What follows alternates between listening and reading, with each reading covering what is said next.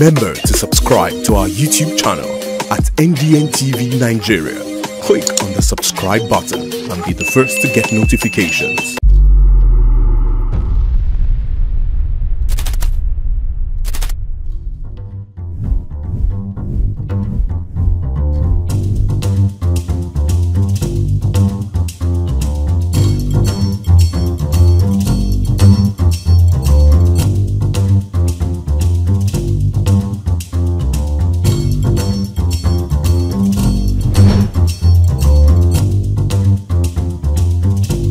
And now, let's join ace broadcaster MAMODE AKUGHA as he takes us inside the Niger Delta.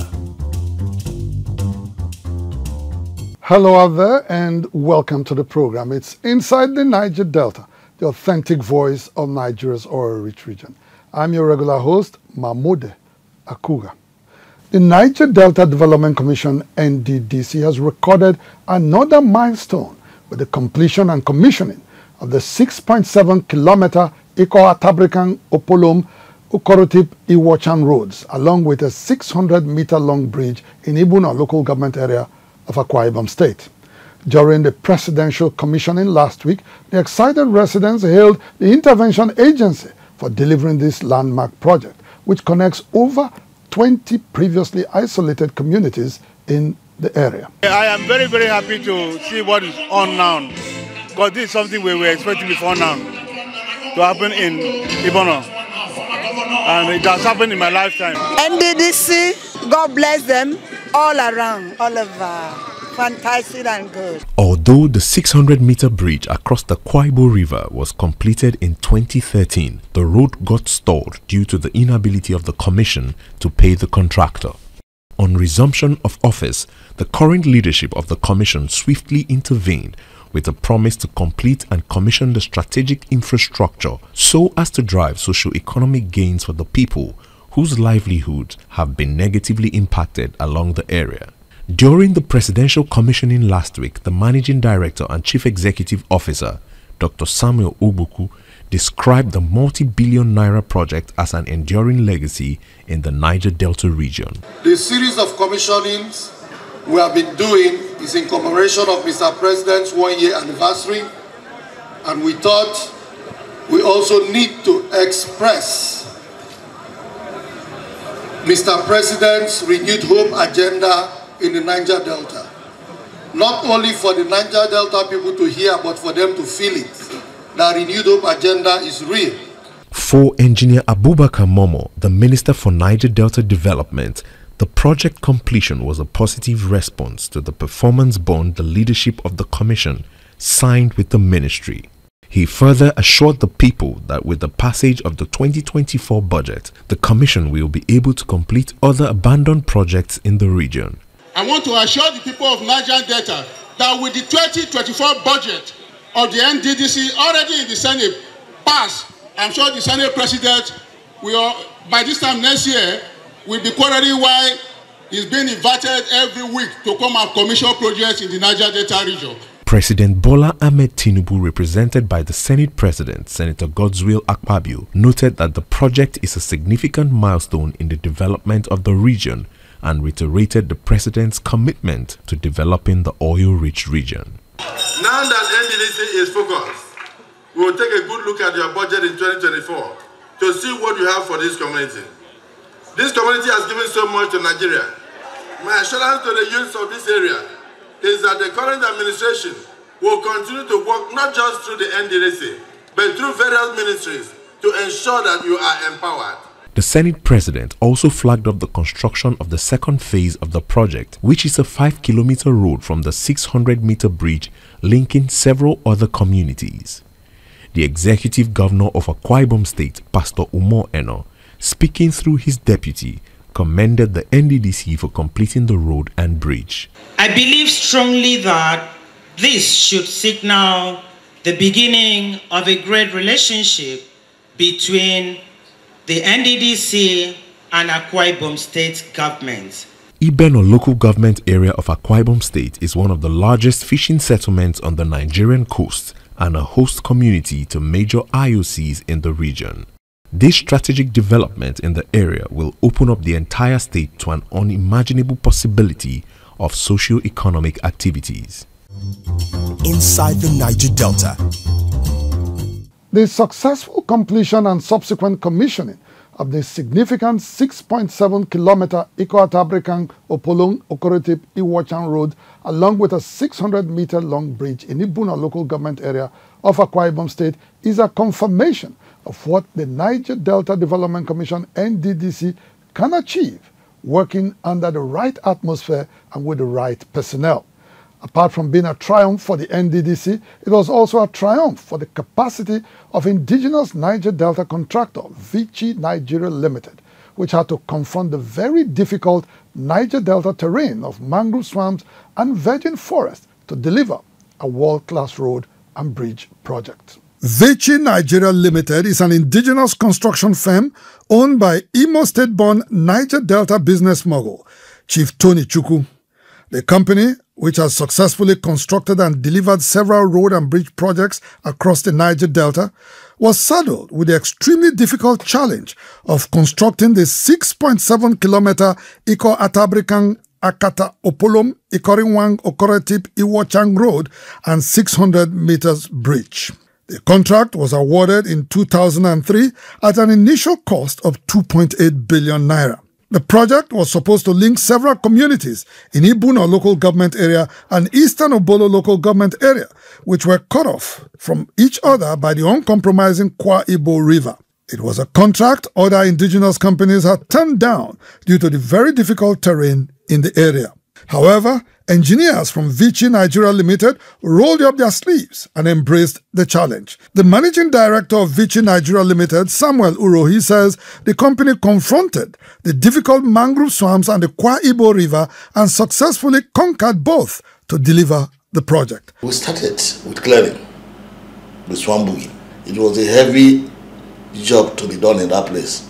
So we got all the necessary equipment, and when we got to the bridge zone, piling started. That nature of job, which maybe a company like Julius Berger and all those say, those are the only people can do it. When they saw the way we were moving, no loss of life, all through the period. And today, if you go to that place, in fact, you won't believe that it was an indigenous contractor that constructed that road, did that bridge. The bridge very solid, and we are proud to be the contractor that completed that project. Former managing director of the NDDC during the early stages of the construction of the project, Senator Emmanuel Agwariawodo, while visiting the project on inspection at that time, praised Vichy Nigeria Limited for an excellent execution of the project. This road project that you are saying, and the contractor has had to excavate up to 7 meters of mud before sand filling. So what you are standing on right now is 7 meters high of sand. So it's a lot of work. And this is a local contractor, 100% Nigerian, and we're very proud of the work he's doing. While constructing the road and bridge, Vichy Nigeria Limited also used the opportunity to empower many Niger Delta youths with skill set as it trained them on carpentry, metalworks, and other skills. The local labor we had there, majority are from the community. Some of them even learned the work there, carpentry work, iron bending, and today, many of them today are working in different big places.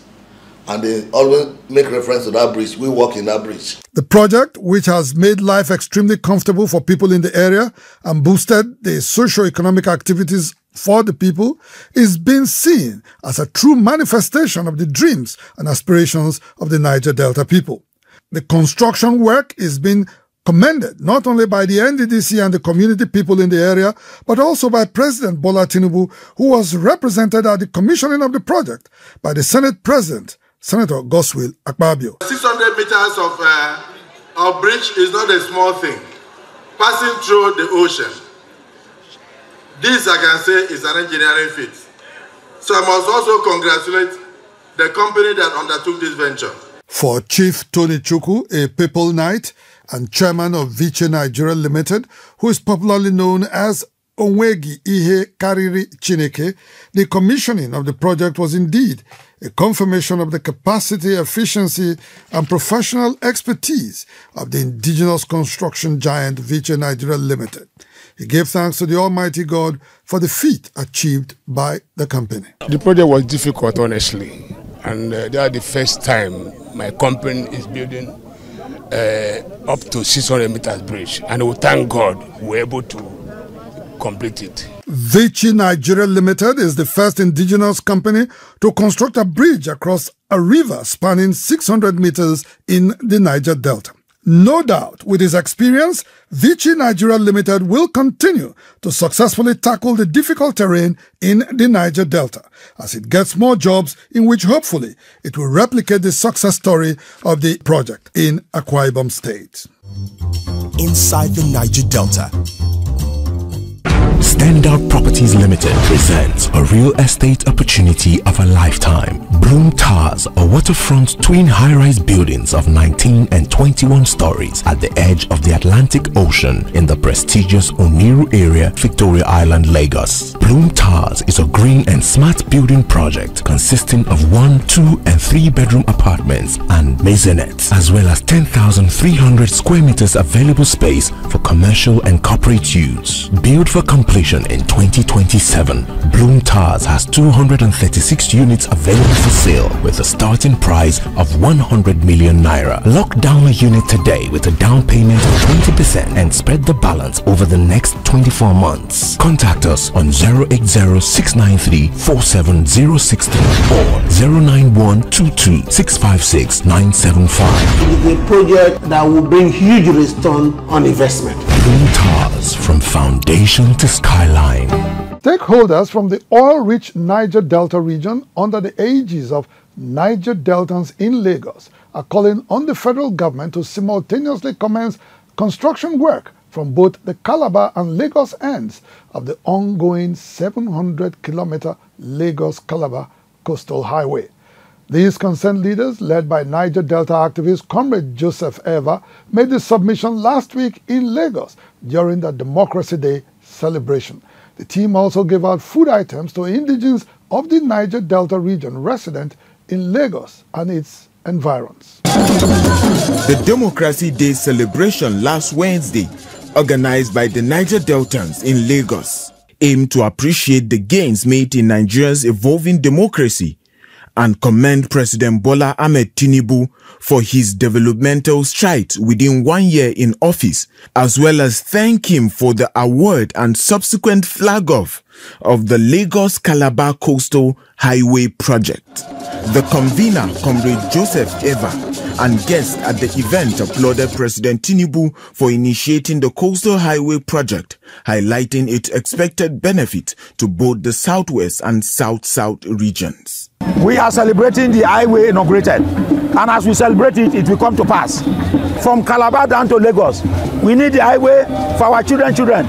President Bola Ahmed Tinubu has taken the issue of the Niger Delta and its people relatively more seriously, especially by his personal visit to Okerekoko, and the swift initiation and committed implementation, of the Lagos-Calabar Coastal Highway project. Construction started in March this year at the Lagos end of the over 700-kilometer coastal road. Comrade Eva and his colleagues also urged the federal government to ensure construction starts at the Calabar end of the project. What we want to tell Mr. President is that follow the way Babangida built the third mainland bridge. From the island, from the mainland, the two areas started at the same time. So we want Calabar to start at the same time with Lagos, and the construction will meet at the middle. Highlighting the project's multifaceted impact, the chairman of the occasion and Nadeko chieftain, Ayodele Adewole, emphasized the importance of giving equal and accelerated consideration to the rail component of the road by both federal and state governments. The leaders also appealed to the federal government to expedite work on the East-West Road, describing it as the single most significant road infrastructure in the entire Niger Delta region. The Democracy Day celebration also featured a free medical outreach and the distribution of food items to poor and vulnerable Niger Deltans residing in and around Lagos State. Inside the Niger Delta. Bayelsa State Governor Senator Doyediri has called for calm after a trigger-happy police officer shot dead a 40-year-old electrician and cab driver. While expressing his condolences to the victim's family, Governor Diri urged residents to maintain peace and refrain from taking the laws into their hands. He assured the public that the officer responsible has been arrested and will face justice. Police brutality and killings by trigger-happy operatives are not new in Nigeria. These often occur when officers unjustifiably use excessive force in law enforcement. These extrajudicial killings sometimes lead to the deaths of civilians, raising significant human rights concerns. The actions of such policemen are often fueled by a lack of accountability, inadequate training, and systemic corruption within the security apparatus. Public outcry and advocacy for reforms have increased with widespread protests such as the #EndSARS movement, which highlighted the need for substantial changes in police approach to law enforcement and human rights protection in Nigeria. Unfortunately, despite efforts to stem the tide of extrajudicial killings, they continue to occur. Just last week, the Bayelsa State Police Command said it has identified and arrested a policeman who shot dead a 40-year-old electrician and cab driver, Benalayete Bako Asiaye, over an alleged 200 naira bribe. The incident occurred last Tuesday evening along Azikoro Road in Yenegua, the state capital. According to reports, the deceased met his untimely end while returning from work in his vehicle, a Toyota Sienna, at about 8 p.m. The unfortunate incident caused a lot of protest and agitation by restive youths and residents alike in Yenegua, the state capital. Governor Doyediri responded swiftly, meeting with the Commissioner of Police and other security officials to address the crisis. He expressed his condolences to Asiaye's family and assured the public that justice would be served. The day it happened, even though I was not in the state, I was adequately informed and I gave directives on what should be done. And the police immediately apprehended the police officer that was involved in that shooting. For his part, Bayelsa State Commissioner of Police Francis Idu condemned the shooting and stated that the officer acted independently. He pledged that the trial of the officer would be transparent to maintain and strengthen the trust between the police and the state. You can take this home from the police side of the offense committed by the policeman against your citizen. That is, in for it, justice is being served, and it will be seen to be served. As investigations continue, the incident underscores the urgent need for police reform in Nigeria, a demand consistently raised by human rights advocates and the public alike. Inside the Niger Delta. At Home Options, you're welcome to a world of elegance, where every corner whispers sophistication. Step into our showroom and indulge your senses with our timeless designs and craftsmanship, from plush sofas to magnificent dining tables that host lifetime celebrations. Our collections, the hallmark of luxury. Create your haven with exclusive bedroom selections and turn your sanctuary into a realm of refined tranquility. When it comes to bathroom solutions, our stylish fixtures, lavish tubs and showers are crafted for your well-being, transforming your daily routine into a ritual of indulgence. At Home Options, we provide lifestyle solutions. So, visit our showrooms in Lagos and Port Harcourt, because your space deserves to mirror your impeccable taste. Home Options. Live well. Ezekiel Group, oil and gas, dredging, power and air transportation, Azikiel Group, petroleum product sufficiency, energy sustainability, and infrastructure development. 5 years after His Royal Majesty Obi Imegu II, the Obi of Abo, joined his ancestors, the people of Abo Kingdom in Ndokwa East local government area of Delta State are set once again to select a new king to mount the highly revered and ancient Abo throne. Frontline contender to the stool, Chief Mike Okeye Oba Ogu, visited the 4 royal houses in Abo Kingdom last week to intimate them with his desire to be a king in a ceremony that turned out to be a carnival for the entire Abo Kingdom. The present-day Abo Kingdom, located in Ndokwa East local government area of Delta State, is believed to have stemmed from the Benin Kingdom sometime around 1480. History books record that the kingdom became formidable around 1650 to 1680, when its strategic location on the coast of the river Niger was its strongest asset, as it used it to monopolize trade with the Europeans along the stretch of the Niger Valley. The economic power that came with this set the kingdom on a high economic and political pedestal amongst its peers. Just as its forebears, the Benin Kingdom, Abo has an established monarchy that smoothly runs the affairs of its people as well as champions its cause outside the kingdom. Its king is referred to as the Obi of Abo. Until the decline of the kingdom's influence in the early 1900s, when its trade monopoly was broken, the kingdom and its king were famed across Africa. Nonetheless, His Royal Majesty Obi Oputa II of Abo Kingdom was one of the respected monarchs who welcomed and interacted with Queen Elizabeth II on her official visit to Nigeria in 1956.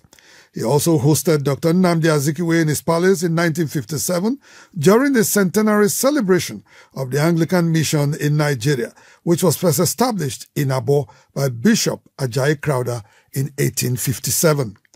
Its last monarch, His Royal Majesty Obi Imegu II, joined his ancestors in January 2019 after a peaceful reign. The kingdom, in a colorful celebration, bade him farewell in March this year. With the completion of these final rites, all was now set for the enthronement of a new king, who will mount the throne of his fathers and move the kingdom forward. According to the cultures and traditions of the Abo people, a king must come from one of the 4 royal houses in the kingdom, which are Ojugbele, Ogwesi, Osai, and Ozegbe.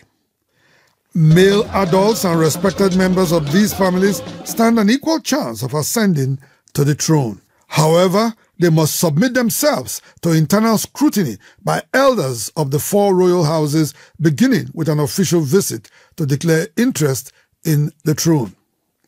It is in compliance with this established traditional practice that Chief Mike Okeye Oba Ogu, one of the known sons of the land, deeply learned in his customs and tradition, last week in company of family, friends and admirers in the kingdom, gallantly went around the 4 royal houses to make his interest in the throne known to his kinsmen and sought for their blessings.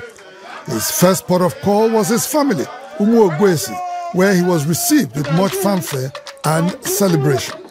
The oldest member of the family gave him the family's blessing to go ahead in his quest.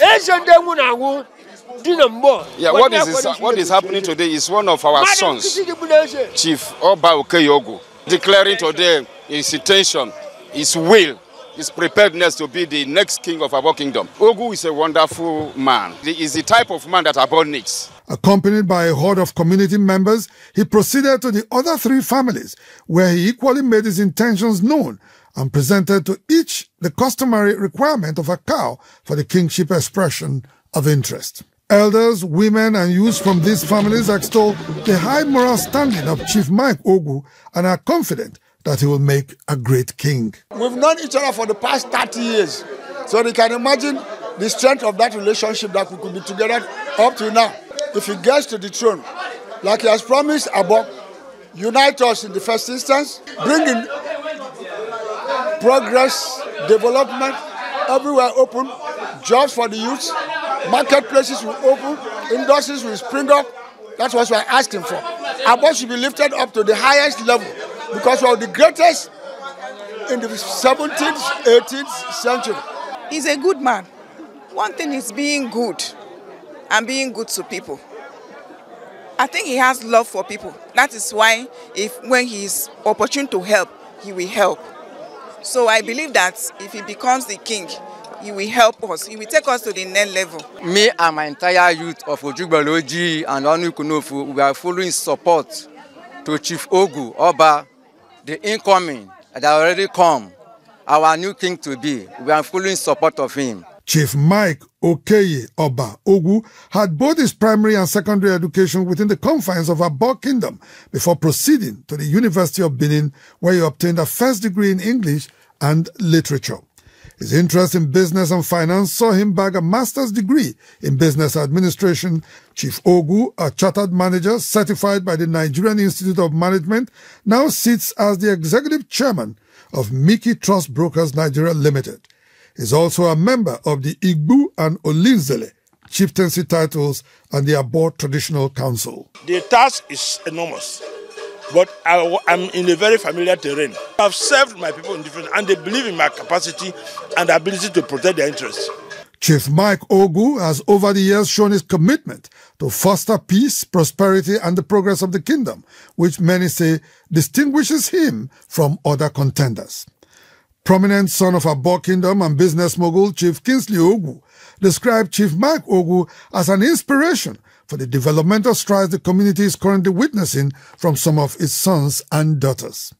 Chief Kingsley Ogu, who is the managing director of Exalted Eagles, an alternative power engineering firm, says Chief Mike Ogu, as Obi of Abo, will bring immense development to the kingdom. He's a man of unity. He's a man that I believe by the time he's given the opportunity to rule the community or the kingdom, he's going to unite the community. He's going to give the community required joy and comfort and peace required and progress for the community. Chief Mike Ogu, who is a frontline contender for the exalted throne, concluded the exercise at the palace of the Obi of Abo, where he officially addressed the chiefs and elders of the kingdom. What followed was a carnival-like celebration over his declaration, which many say signals a rebirth and a vista of new opportunities in the kingdom. Inside the Niger Delta. Well, that's the size of our package on the program for today. Inside the Niger Delta, the authentic voice of Nigeria's oil-rich region, we'll be back same time, same station next week. Until then, you can follow us on our social media handles shown right now on your screens. And please remember to subscribe to our YouTube channel at NDNTV Nigeria for these stories and many more. Until next week, I am MAMODE AKUGHA thanking you for staying tuned. Bye for now.